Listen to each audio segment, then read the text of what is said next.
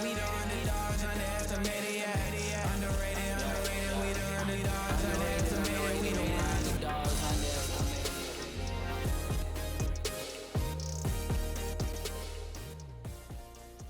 It's the Underdogs back with you for a quick-hitting, action-packed look at the college football playoff semifinals. I'm Jordan Brenner, joined as always by Peter Keating. Peter, you pumped? I'm a little more excited than I expected to be. The playoffs have given us some good matchups. What do you think? Yeah, I mean, yes, and it's kind of gone the way we thought it would, right? We've written about it, we've done it on previous podcast episodes, and we've talked about all the advanced analytics really pointed to a very chalky format to this point. Chalky in terms of who is the favorite on the betting lines, not in terms of the seeding, as we talked. Right.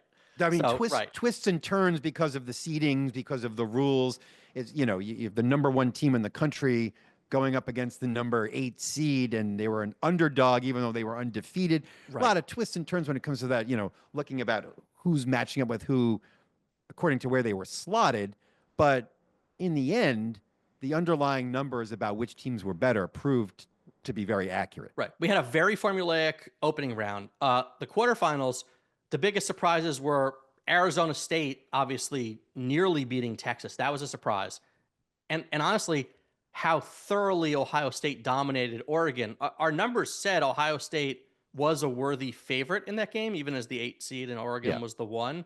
But just the way they took Oregon behind the woodshed was incredible. And now that's led to a situation where Ohio State is emerged as pretty much the clear favorite. They are 5.5 point they are a 5.5 point favorite over Texas in the semis. And the look ahead lines, they'd be a touchdown favorite over Notre Dame and a 7.5 point favorite over Penn State at DraftKings. So a lot of people seem to think it's Ohio State's championship to lose. Do you agree?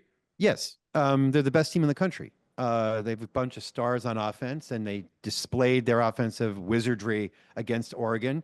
But Jordan, check this out. Ohio State's giving up less than a point per drive to opponents this whole season.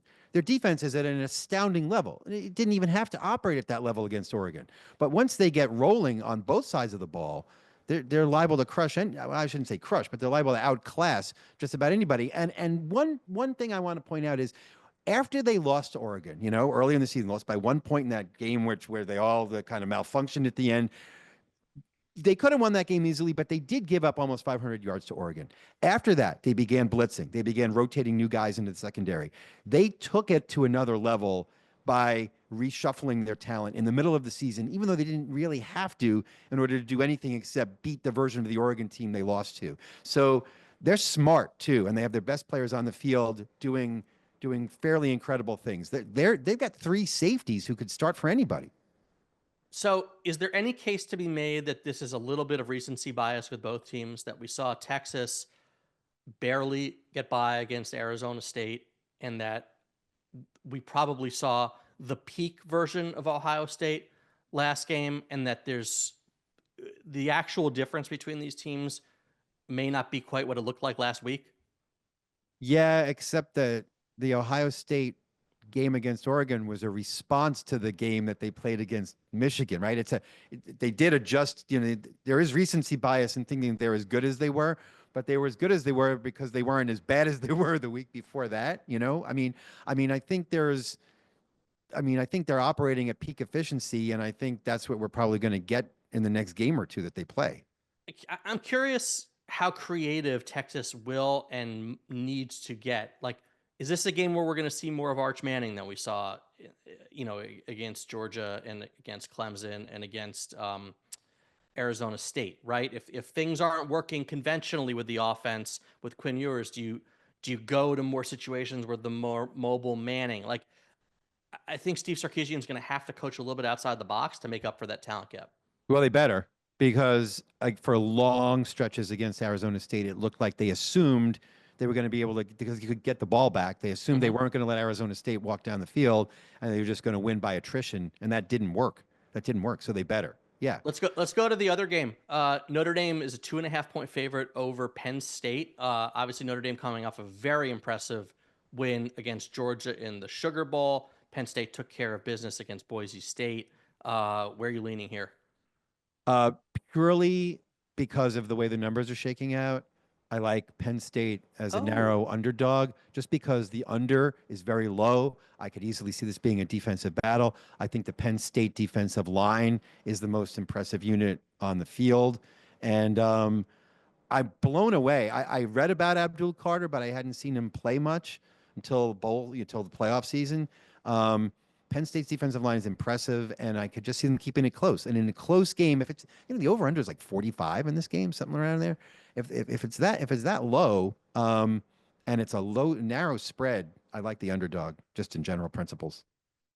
that's interesting. Notre Dame is, other than Ohio State, has been the most impressive team to me in the playoff. I love the way they looked against Georgia. They are such a balanced team right now. I was told that the Riley Mills injury was going to affect their defensive line. It sure didn't seem to matter against Georgia. I really like this Notre Dame team against Penn State. I think Penn State has some weird play calling. They could have just run the ball constantly against Boise State and didn't. I like Drew Eller, obviously best tight end in college football and Warren, but I don't know. There's something about this. I feel like Notre Dame's going to be playing for a national championship. I do think it's a low scoring game. I think Notre Dame's ability to run and pass. I think Riley Leonard, his ability to get out of the pocket and move, gives them options. I love the way Notre Dame's defense is playing. So I will take Notre Dame here and see them playing Ohio State for the championship.